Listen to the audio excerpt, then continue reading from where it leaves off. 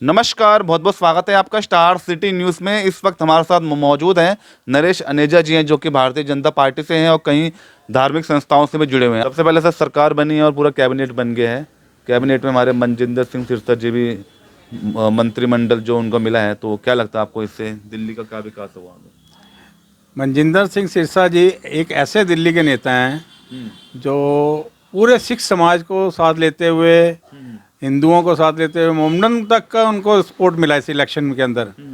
और जितने भी हमारे वाल्मीकि समाज के लोग हैं जी जो बीजेपी से हट के चल रहे थे या भाग रहे थे, इनको सबको जोड़ने में सरदार मनजिंदर सिंह सिरसा जी का बहुत बड़ा हाथ है, जिन्होंने मेहनत करके रजौरी गार्डन की विधानसभा को एक ऐसे एमएलए के चुंगल से छुड़ाया जिन्होंने त्राही त्राही क्षेत्र में मचा रखी थी।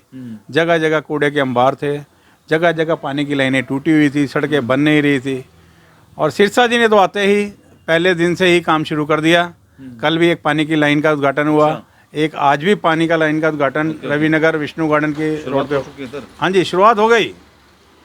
तो सर, अब क्या लगता है, विधायक तो हैं, अब उनका ओहदा बढ़ चुका, कैबिनेट मंत्री बन चुके हैं, तो इससे क्या लगता है दिल्ली का और चहुमुखी विकास होगा? बिल्कुल, सरदार मनजिंदर सिंह सिरसा जी के नेतृत्व में दिल्ली सरकार में कैबिनेट के साथ काम करते हुए दिल्ली का चहुमुखी विकास तो होना सुनिश्चित हो चुका है। क्योंकि ऐसे दबंग और ऐसे समझदार पढ़े लिखे इंसान अगर क्षेत्र को देखेंगे तो सुनिश्चित है कि क्षेत्र का विकास होगा, क्षेत्र आगे बढ़ेगा।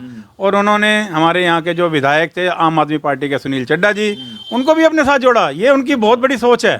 मैं चाहता था कि ये सुनील चड्ढा जी भी पहले भी भारतीय जनता पार्टी में थे, अब भी भारतीय जनता पार्टी में आए हैं। उनका बहुत स्वागत है। बहुत सुलझे हुए इंसान है सुनील चड्ढा जी हमारे। उन्होंने उनके रहते हुए इस क्षेत्र में अगर कोई विकास हुआ था तो सुनील चड्ढा के रहते हुए हुआ था। नरेश जी, डबल इंजन की सरकार होने से क्या लगता है दिल्ली का जो डेवलपमेंट जो रुक गया था इन 10-11 सालों में, अब लगता है कुछ बढ़ेगा? दिल्ली का इन 11 सालों में नर्क बना दिया, बुरा हाल हो गया। जो केजरीवाल सरकार जो सोच के हमने भी सपोर्ट किया था कि अन्ना हजारे के वहाँ से निकल कर आए हैं तो ये साफ सुथरी ईमानदार छवि के होंगे, हम गाड़ी नहीं लेंगे, हम ये नहीं लेंगे, हम ये सब छोटी मोटी बातें हैं। लेकिन जो उन्होंने शराब घोटाले के अंदर दिल्ली को बर्बाद कर दिया, उसका तो कोई जवाब ही नहीं है।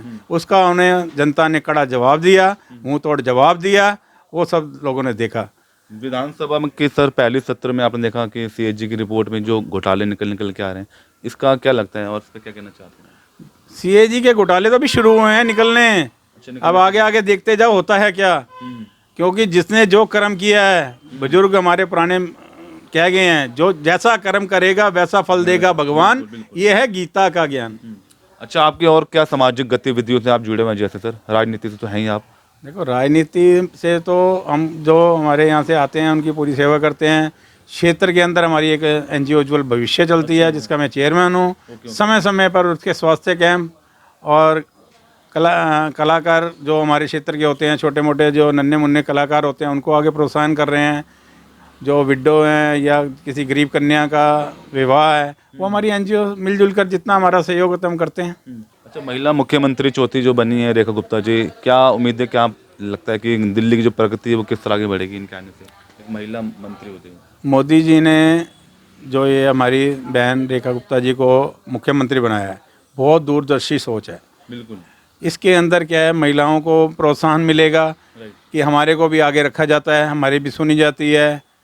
जैसे लोग कहते हैं कि महिलाओं को आगे नहीं बढ़ाया जाता, तो अगर एक सबसे बड़ा ओहदा दिल्ली की मुख्यमंत्री एक लेडीज़, एक महिला को बनाया है, तो यहीं से मोदी जी की विचारधारा का पता लगता है कि महिलाओं को आगे लेके चलते हैं, हर समाज को आगे लेके चलते हैं, सिखों को आगे लेके चलते हैं, दलितों को आगे लेके चलते हैं, सबके साथ नम्रता के साथ व्यतीत करते हैं। कोई चेहरे पे घमंड नहीं है, पब्लिक सेवा में लगे हुए हैं, देश सेवा में लगे हुए हैं। तो सर बिहार चुनाव का क्या लगता है, दिल्ली का असर को देखते हुए बिहार चुनाव भी आ रहे हैं? बिहार में भी हमारी एनडीए की सरकार बनेगी। तो इस टाइम भारत मोदी जी के नेतृत्व में चल रहा है, बीजेपी के नेतृत्व में चल रहा है, एनडीए के नेतृत्व में चल रहा है। तो बिहार में अगर चाहेंगे तो इंडिविजुअल बीजेपी की, भारतीय जनता पार्टी की सरकार बन के आएगी। सर, आपकी दिल्ली से लेकर गुड़गांव तक आप और समाज सेवा में आप जो लगातार जुड़ रहे हैं? मुझे बचपन से ही शौक़ था कि मैं समाज की सेवा करता हूँ। हमारे पापा ने एक ही चीज़ सिखाई थी, कर्म किए जा फल की इच्छा मत रखे इंसान। तो शुरू से ही, आज से नहीं, आप मेरे क्षेत्र में घूमें, पता करें मेरे बारे में, नरेश अनेजा। हमें किसी का कोई मतलब नहीं है, कोई किसी भी रूप में मेरे पास आता है मदद के लिए, जो मेरे से हो सकता है जो हमारी एनजीओ से हो सकता है हम मिलजुल के उसको ज़्यादा से ज़्यादा बढ़िया से बढ़िया सहयोग करके उसको भेजना चाहते हैं कि कोई हमारे यहाँ से निराश होकर ना जाए। बिल्कुल राइट सर, बहुत बहुत धन्यवाद आपने समय दिया नरेश जी। जय श्री राम। जय श्री राम। तो ये हमारी सीधी बात नरेश अनेजा जी से, स्टार सिटी के साथ मैं जितेंद्र गुप्ता।